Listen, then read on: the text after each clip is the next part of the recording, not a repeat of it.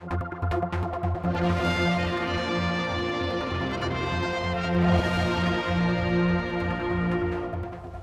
as Graham says, I'm going to take you through the options we developed for the areas in Laxey.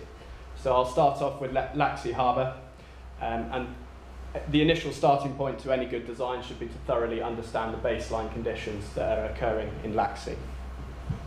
So we set about estimating what the current standard of protection was within Laxey Harbour.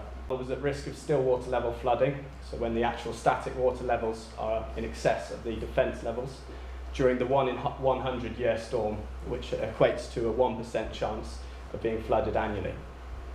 Now, we think this is probably an overestimation of the standard of protection, because we've heard of this evidence of waves propagating through into the harbour and overtopping the defences within the harbour environment. So while it claims to be a 1 in 100 standard of protection, we believe it is quite considerably lower than that. So then we took the existing defences into the future scenario and looked at what standard protection that offered. And that standard protection then reduced to a 1 in 1 year standard of protection in 100 years' time, equating to a 100% chance of being flooded on an annual basis. So there's clearly a need to design something to offer a flood reduction now and both in the future. At the first instance, we considered a whole suite of options for Laxey Harbour, but these were quickly rejected due to the confined nature of Laxey Harbour. There's not a lot of room there to fit in a lot of defence types. So the other options we considered was to place a setback wall within the harbour to allow portions of the areas to flood, and those areas would be non-critical infrastructure and areas where the houses weren't. But with the confined nature of Laxey Harbour, we decided that there isn't actually a lot of area we can allow to flood, and so we've stuck to the raised harbour wall option, which raises the defence on the existing line of the harbour at the moment. So if we look at this in cross-section, we can see that there's two wall types within Laxey. We've got the initial large walls on the fronting Tent Road, and then we've also got this stone steps with a small little concrete cap behind. So we designed two different wall types for the two different defence types as existing. The first is this large cantilever wall on fronting Tent Road, and the second is a concrete cap which sits on the existing concrete cap that's there. We achieved the 1 in 200 year standard of protection, and we also allowed an additional increase in the defence height to allow for some of this wave action that's propagating through the harbour. So during subsequent design stages, there may be opportunities that we can find to reduce the height that we've initially proposed here, but that would be detailed at a later date. The cost comes in at around 0.9 million, which offers a reasonable performance given the standard of protection currently offered. However, Laxey is a very picturesque and sleepy harbour fishing village, so we appreciate that the impact of a large concrete wall within the harbour could considerably damage the landscape and visual aspect. So there is a need to make this defence soft and to try and blend it in with the environment to try and limit the impact as much as possible. If we look in plan form, we can see that the red line is indicating this raised harbour wall on the existing line of defence there, and the blue line indicates the raised small concrete cap on the stone steps. So it's planning to front Tent Road and then wrap around up the riverbank to prevent flooding at any of the low points along those defences.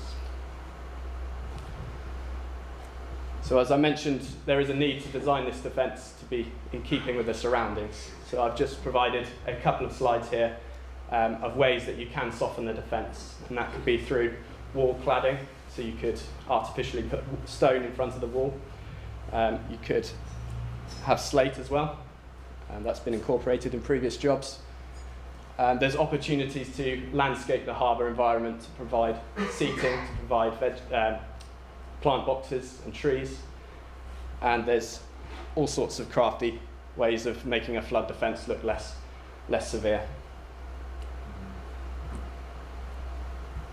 So now I'll move on to Laxey Open Coast.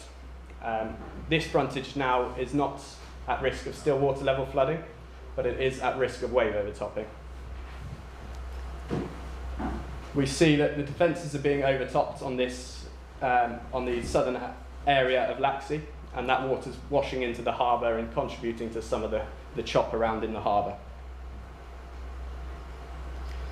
It's currently at risk of wave overtopping in the 1 in 50 year storm, which equates to a 2% chance of being flooded annually. As we move into the future scenario, that standard of protection decreases rapidly until it's offering a 1 in 5 year standard of protection in 100 years' time. That's equating to a 20% chance of being flooded annually. So the increase in flood risk is quite dramatic here. So again, there's clearly a need to design something to offer a flood reduction now and in the future. Here we offered 3 options to reduce the flood risk: a setback seawall, a raised seawall, and a rock revetment. So I'll take them through individually now. So the first option is to place a seawall behind the existing seawall, and this is working on the principle that waves are allowed to overtop the initial defence, but we can sacrificially allow some areas to get wet during a storm event. So it acts as a kind of a wave capture tank for any of the volume of water overtopping the defences. It's offering a 1 in 100 standard of protection, which is not quite what we were aiming for in our initial proposal, which equates to a 1% chance of being flooded annually. The reasons for this is to offer the 1 in 200 year standard of protection in 100 years, the defence would have to be about 1.6 metres off the ground. And that would be a considerable wall, which would have a considerable impact within Laxey. So we've taken an approach at this early stage to say, let's limit the height of the wall to 1.2 metres, which should hopefully impact have less impact on the surroundings within Laxey.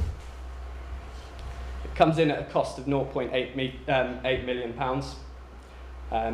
But again, there is the same impact with the raised harbour wall in the harbour environment, in that it is a concrete wall and it may be quite imposing in the environment. The second option is to raise the existing seawall by placing a small concrete cap on top of the wall. This didn't really reach anywhere near our intended design standards and only offered a 1 in 10 year standard of protection, equating to a 10% chance of being flooded annually. So it offers little extra performance in terms of the initial baseline scenarios. It comes in at a cheap price, but as it's not really achieving the defence design criteria we are intending for, we can largely discount this from our options appraisal. The third and final option is a rock revetment. This option works to dissipate wave energy arriving at the coastline on the rock to break up the wave energy, preventing it hitting the seawall. It would be placed in front of the seawall and would achieve the 1 in 200 year design standard that we intended. It comes in at a marginally higher capital cost at 1.5 million, but has the added benefit of adding some protection to the existing seawall, which is currently showing signs of some disrepair at the moment. And in the future, that disrepair is likely to increase. However, while it comes in at a reasonable economic cost, arguably the bigger cost is to the environment and landscape within Laxey. So it will be a considerable land take on the existing beach and may take up some of that beach, which is quite a nice feature within Laxey already. So looking at these in plan form, the green line is very faint on here, so you may not be able to see it, but it shows the outward extent of the rock revetment option. So you can see that land take I was talking about earlier. The red option is the raised seawall. As we've discussed, that doesn't offer the design standard required. And the blue option is the setback wall with intermittent gaps in to allow members of the public to freely move between areas during normal conditions, but floodboards would be inserted during storm conditions to prevent water outflanking the defences. So from a purely technical standpoint, and this is where we're really looking for your input, we consider the setback wall option to be the best solution within Laxey Open Coast. That's because it offers a good standard of protection and has the least impact in terms of surroundings and landscape. The second option, best option, is the rock revetments. From a pure design capabilities, it is the best option, but we are worried about the impact within Laxey.